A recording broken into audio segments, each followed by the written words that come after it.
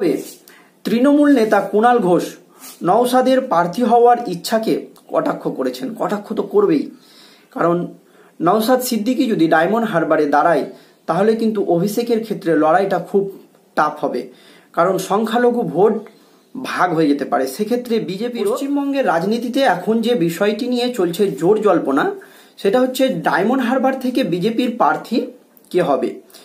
BJP আনুষ্ঠানিকভাবে এখনো কোনো প্রার্থীর নাম ঘোষণা করেনি, তবে জল্পনায় উঠে আসছে অনেক প্রার্থীর নামই। এর মধ্যে আবার কেউ কেউ মনে করছে আইএসএফ যদি নওশাদ সিদ্দিকীকে ডায়মন্ড হারবার থেকে প্রার্থী করে তাহলে বিজেপি সাধারণ কোনো প্রার্থী দাঁড় করিয়ে সেখানে নওশাদ সিদ্দিকীকে সমর্থন করতে পারে। এটা কিন্তু বিজেপির একেবারে অন্দরমহলের খবর নয়, অনেকেই মনে করছে। সেক্ষেত্রে কেমন হয়, যারা বিজেপিকে সাপোর্ট করে বা বিজেপি করে তাদের ধারণাটা এরকম।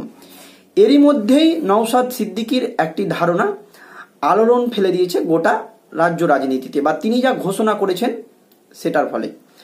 তিনি বলেছেন যে ডায়মন্ড হারবার থেকে ভোটে লড়তে আমি প্রস্তুত, এটা নিজে মনেই তিনি ঘোষণা করেছেন।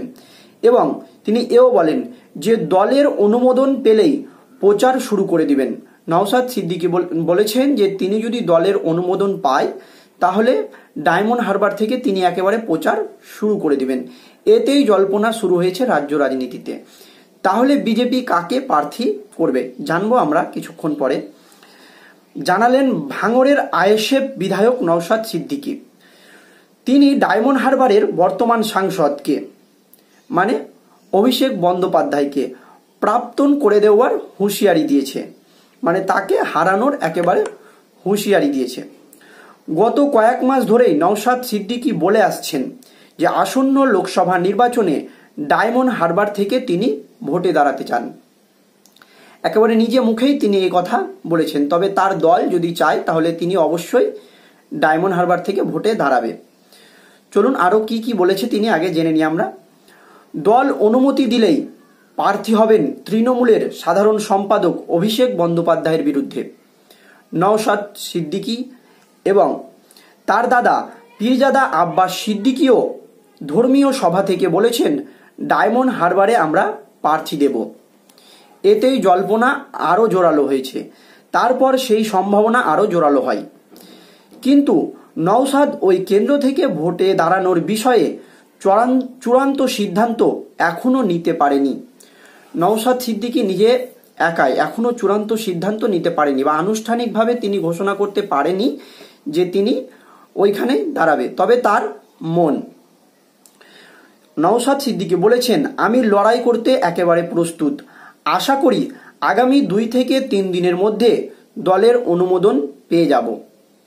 মানে দলও হয়তো চাইছে যে নওশাদ সিদ্দিকী ডায়মন্ড হারবার থেকে প্রার্থী হোক, তবে তাদের দলের অন্দরে কেউ কেউ হয়তো চাইছে যে না। কেন চাইছে না সেটাও আমরা জানব। এছাড়াও নওশাদ সিদ্দিকী আরও বলেছেন, তিনি বলেছেন আমি তৃণমূলের দুর্নীতির বিরুদ্ধে লড়ছি, আমার হারার কোনো ভয়ই নেই। নওশাদ সিদ্দিকী আরও বলেন দলে আলোচনা চলছে, তবে আর বেশি সময় লাগবে না।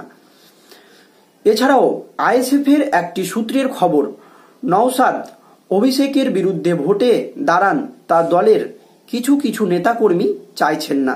কেন? তার এই সিদ্ধান্ত থেকে বিরত থাকতে নওশাদকে অনুরোধ করেছেন তারা। তাদের যুক্তি কি? তাদের যুক্তি নওশাদ সিদ্দিকী ডায়মন্ড হারবার থেকে লড়াই করলে অন্যান্য কেন্দ্রে আইএসএফের প্রচার ধাক্কা খাবে। এটা আইএসএফের কোনো নেতাকর্মী বা তাদের দলের অন্দরমহলের যে যারা নেতৃত্ব রয়েছে তারা মনে করছে। তবে তার দলের কর্মীরা এরকম মনে করলেও নওশাদ সিদ্দিকী কিন্তু এই বিষয়ে অনড় যে ডায়মন্ড হারবার থেকেই তিনি দাঁড়াবেন। এখান থেকেই বোঝা যাচ্ছে যে ডায়মন্ড হারবারে নওশাদ সিদ্দিকী হয়তো প্রার্থী হতে চলেছে, তবে এখনো চূড়ান্ত নয়। ডায়মন্ড হারবারে নওশাদ সিদ্দিকী প্রার্থী হলে তাদের আপত্তি নেই বলে আগেই জানিয়েছেন সিপিএম। তাদের যে জোট সঙ্গী সিপিএম বা কংগ্রেস তারা কিন্তু প্রার্থী দিবে না। যদি নওশাদ সিদ্দিকী ডায়মন্ড হারবার থেকে প্রার্থী হয় তাহলে কিন্তু সিপিএম বা কংগ্রেস কেউই সেখানে প্রার্থী দেবে না।